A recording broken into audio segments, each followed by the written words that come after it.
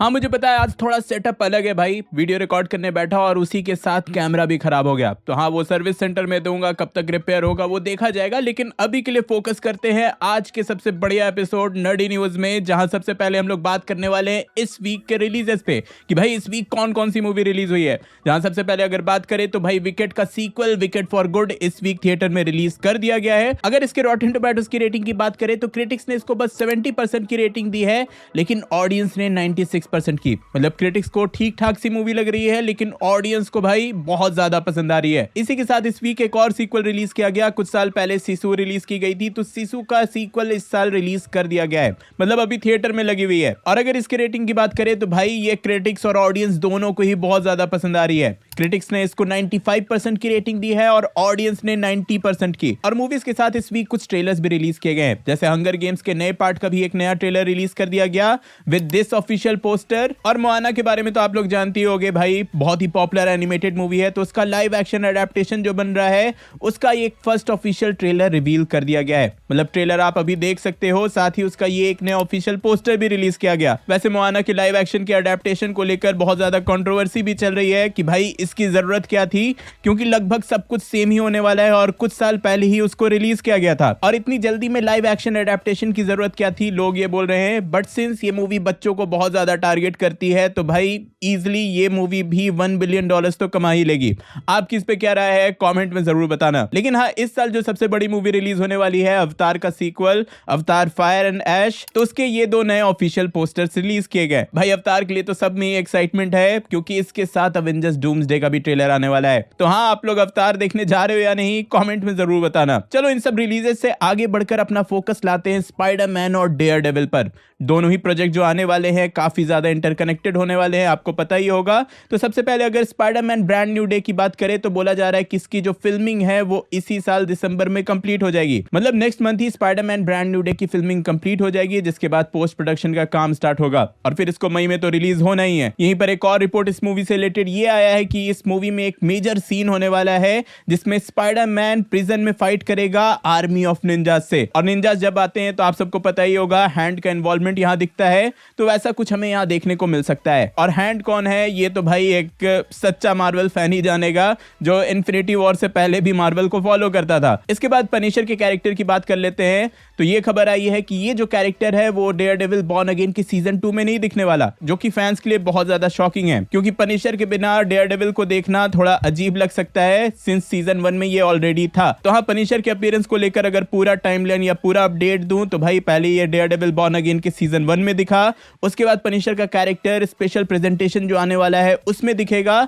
लेकिन हाँ, Daredevil born again की सीजन 2 में नहीं दिखेगा, लेकिन उसके बाद स्पाइडरमैन ब्रांड न्यू डे में दिखेगा। मतलब पनिशर का जो नेक्स्ट मेजर अपीयरेंस होगा वो स्पाइडरमैन ब्रांड न्यू डे में ही होगा। और डेयरडेविल बॉर्न अगेन की सीजन 2 की बात हुई है तो ये एक नया स्टिल इमेज रिलीज किया गया, जिसमें आप उसको बिल्कुल ही नए ब्लैक सूट में देख सकते हो। चलो इन सबको पीछे छोड़ते हुए अपना पूरा फोकस लाते हैं हम सबके फेवरेट सेक्शन कुछ छोटे मगर मेजर अपडेट्स पे। जहां सबसे पहले तो ये खबर आई है कि भाई सीक्रेट वॉर्स के बाद जो नेक्स्ट एमसीयू का सागा होने वाला है, म्यूटेंट सागा जो होने वाला है, उसमें एक्समैन के लीडर जो होंगे वो साइक्लॉप्स और जीन ग्रे होंगे। और ये एक्सपेक्टेड भी था। साइक्लॉप्स पहले भी एक्समैन के मूवीज में इस टीम का लीडर रह चुका है, कॉमिक बुक में भी वही लीडर रहता है, तो ये तो मूवी में भी लाइव एक्शन में भी होना ही था। इसके बाद हॉलीवुड वॉक ऑफ फेम के बारे में आप लोग जानते ही होंगे, वो जो स्टार लगता है बड़े एक्टर्स के नाम पर हॉलीवुड वॉक ऑफ फेम पर। तो हाँ, इस वीक चैडविक बोजमैन को ऑनर करते हुए उनका भी एक star Hollywood walk of fame पर लगाया गया है। इसी के साथ रायन कुगलर भी यहाँ थे, उन्होंने ये भी अपडेट दिया कि नेक्स्ट प्रोजेक्ट जो वो काम कर रहे हैं वो ब्लैक पैंथर 3 ही है। तो हाँ, भले ही चैडविक बोजमैन अब नहीं रहे, लेकिन उनकी जो लेगेसी है वो ब्लैक पैंथर के साथ उनके नाम के साथ कंटिन्यू होते रहेगी। यहीं पर आगे एक और छोटा सा अपडेट है, आप लोग पियर्स ब्रॉसनन को जानते ही होंगे, इन्होंने ब्लैक एडम की मूवी में डॉक्टर फेट का कैरेक्टर प्ले किया था। तो रिसेंटली उन्होंने एक स्टेटमेंट दिया, एक जगह इंटरव्यू में बोला कि उन्हें लगता है कि सुपरमैन की जो नेक्स्ट मूवी है वहां उन्होंने सुना है कि उनका जो कैरेक्टर था डॉक्टर फेट उस मूवी में दिखने वाला है। मतलब सुपरमैन की सीक्वल मैन ऑफ टुमारो में डॉक्टर फेट दिखने वाला है, ऐसा उन्होंने सुना है। जिसके बाद फैंस के बीच में एक्साइटमेंट हो गई कि यार फाइनली डॉक्टर फेट का कैरेक्टर जो है वो रिटर्न करेगा उस मूवी में। लेकिन इसी पर रिएक्ट करते हुए जेम्स गन ने ये ट्वीट कर दिया कि उन्होंने ऐसा कोई भी र्यूमर नहीं सुना है, विच मींस कि Doctor Fate Man of Tomorrow में नहीं दिखने वाला है। सही बोलूं तो यार ब्लैक एडम मूवी का one of the best character Doctor Fate था। आप क्या कहते हो कमेंट में जरूर बताना। आगे बढ़े तो टीनेज म्यूटेंट निंजा टर्टल सबको ही पसंद है भाई, 90s किड्स को तो बहुत ज्यादा ही पसंद है, तो उनके लिए खुशखबरी है क्योंकि एक न्यू लाइव एक्शन एडेप्टेशन इसकी होने वाली है। मतलब एक नई टीनेज म्यूटेंट निंजा टर्टल की मूवी बनने वाली है, वो भी लाइव एक्शन में। और हाँ, प्रीवियस लाइव एक्शन मूवी से इसका कोई कनेक्शन नहीं होगा, ये एक कंप्लीट रीबूट होने वाला है। और 90s किड्स की बात हुई है तो मम्मी की मूवी आप कैसे भूल सकते हो। The mummy one of the popular movie थी 90s किड्स के लिए। Brendan Fraser one of the best actors थे 90s किड्स के लिए, तो उनके लिए खुशखबरी है क्योंकि मम्मी की न्यू मूवी बनने वाली है। और ब्रैंडन फ्रेजर ने ऑफिशियली कंफर्म किया है कि जो नेक्स्ट दी मम्मी की मूवी है उसमें वो रिटर्न करने वाले हैं। इसके बाद एक और बहुत ही बढ़िया फ्रेंचाइज है ज़ॉम्बीलैंड, आपने अभी तक नहीं देखा तो यार आप लोग जरूर देखना। तो इसी को लेकर ये खबर है कि ज़ॉम्बीलैंड 3 भी बनने वाली है। इसको लेकर स्टूडियोज के बीच में बातचीत स्टार्ट हो चुकी है, लेकिन हाँ अभी आने में अच्छा खासा टाइम है। खबर ये है कि ये जो प्रोजेक्ट होगा ज़ॉम्बीलैंड 3 जो होगी वो 2029 में रिलीज होगी। और ज़ॉम्बीलैंड 3 के बाद आ जाते हैं जुमांजी 3 पे। मतलब ड्वेन जॉनसन की जो जुमांजी फ्रेंचाइज है उसका जो थर्ड पार्ट होने वाला है उसकी फिल्मिंग स्टार्ट हो चुकी है। यही अपडेट देते हुए इसके सेट से ये एक इमेज शेयर किया गया। इसके बाद डीसी के फैंस लैंटर्न्स का बहुत टाइम से वेट कर रहे हैं, तो इनके लिए थोड़ी सी सैड खबर है। मतलब इतनी बहुत मेजर भी नहीं, कुछ मंथ के लिए इसको डिले कर दिया गया है। लैंटर्न्स की जो सीरीज है वो अब समर ऑफ 2026 में रिलीज होगी। तो हाँ यार, ये थे छोटे मगर मेजर अपडेट्स। अब आगे अपना पूरा फोकस लाते हैं गेम ऑफ थ्रोन्स की यूनिवर्स पे। आप सबको पता ही होगा कि यार गेम ऑफ थ्रोन्स का जो यूनिवर्स है वो पहले से बहुत ज्यादा बड़ा हो चुका है। गेम ऑफ थ्रोन्स की सीरीज तो यहाँ है ही, लेकिन उसी के साथ हाउस ऑफ द ड्रैगन है, night of the seven kingdoms है, ये सारे प्रोजेक्ट्स इससे कनेक्टेड हैं। तो यहीं पर इन प्रोजेक्ट से रिलेटेड कुछ अपडेट्स है वो बता देता हूं। जहां सबसे पहले तो हाउस ऑफ द ड्रैगन का जो सीजन 2 है वो नेक्स्ट ईयर समर में रिलीज होने वाला है, समर ऑफ 2026 में। लेकिन इसी के साथ इसके सीजन 4 को भी ऑफिशियली कंफर्म कर दिया गया, विच मींस कि हाउस ऑफ द ड्रैगन का सीजन 4 ऑफिशियली कंफर्म्ड है और ये 2028 में रिलीज होगी। इसी के साथ night of the seven kingdoms भी आने वाली है, जिसका फर्स्ट सीजन नेक्स्ट ईयर जनवरी में रिलीज होगा, लेकिन इवन इसका सेकंड सीजन भी ऑफिशियली कंफर्म कर दिया गया और ये 2027 में रिलीज होगी। तो हाँ, ऐसा समझ लो गेम ऑफ थ्रोन्स के फैंस के लिए खुशी की लहर है, क्योंकि हर साल कोई ना कोई सीरीज आने वाली है। भले ही हाउस ऑफ द ड्रैगन रहे, night of the seven kingdoms रहे, बस आपको बुक नहीं मिलने वाला, नई स्टोरी नहीं मिलने वाली। वो सही बोलो तो जॉर्ज आर मार्टिन भूल चुके हैं लिखना। चलो अब इन सबको पीछे छोड़ते हुए सबसे बड़े अपडेट, सबसे मेगा अपडेट पर आ जाते हैं। एवेंजर्स डूम्सडे और सीक्रेट वॉर्स पे अपना पूरा फोकस लाते हैं। जहां सबसे पहले तो ये एक नई खबर आई है, फिर से ये मल्टीपल टाइम ये रिपोर्ट आ चुका है